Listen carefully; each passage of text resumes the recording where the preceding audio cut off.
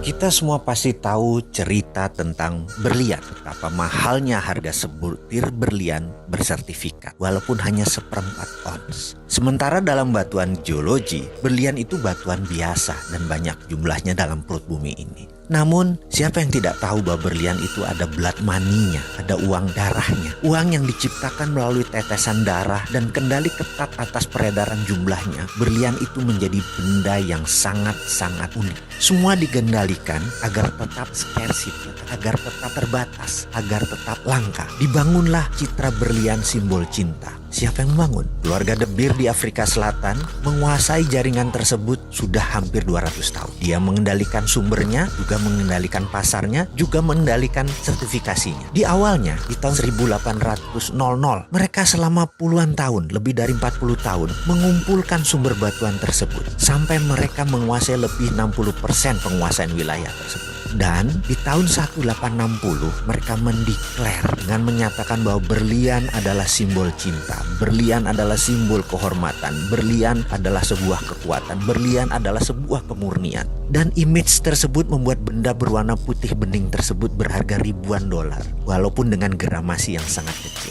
Kalau Anda tahu itu batuan apa, tetapi kita tidak bisa apa-apa. Kita semua sudah menjadi budak atas pencitraan berlian tersebut. Kita hanya menjadi korban pengambil price taker. Kita tidak bisa menentukan harga berlian. Kita pasrah dengan harga berlian tersebut. Apakah ini kesepakatan bersama? Oh tidak. Ini adalah keterpaksaan yang diciptakan. Dan apa yang keluarga De Beer itu ciptakan dalam bahasa sederhana, dalam bahasa ekonominya adalah economic alchemy atau rumus kimia sukses. Citra berlian sampai saat ini sudah 160 tahun. Sudah banyak tertanam di bawah sadar kita bahwa berlian adalah batuan paling mulia dan paling mahal. Kita ambil contoh, kita sekarang punya batu aki, batu kecubung atau batu lainnya. Kita tidak akan pernah bisa mengalahkan citra berlian tersebut karena citra tersebut dikawal dengan ketat oleh keluarga tersebut. Sekali lagi, itu adalah yang namanya alkemi. Kita pun selaku pribadi harus menemukan alkemi diri kita. Kita harus menciptakan alkemi kita sendiri. Bahkan negara harus menciptakan alkeminya sendiri. Kalau enggak, kita tidak menjadi negara apapun. Kita menjadi negara victim. Seperti Amerika,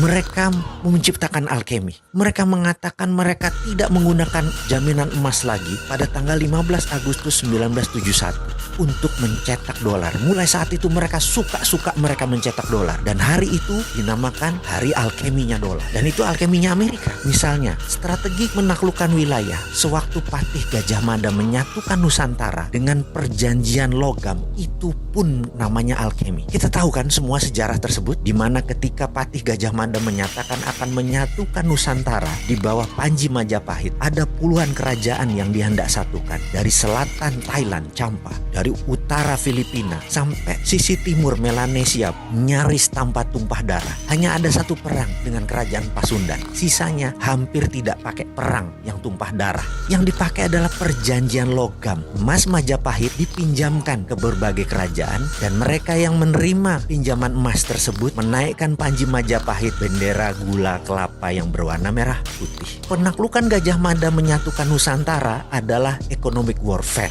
menggunakan hegemoni ekonomi, bukan hegemoni militer. Cara itu pula yang ditiru Cina dengan strategi obor, one belt, one road, dipinjaminya economic warfare. Apa yang Gajah Mada lakukan itu adalah alkemi.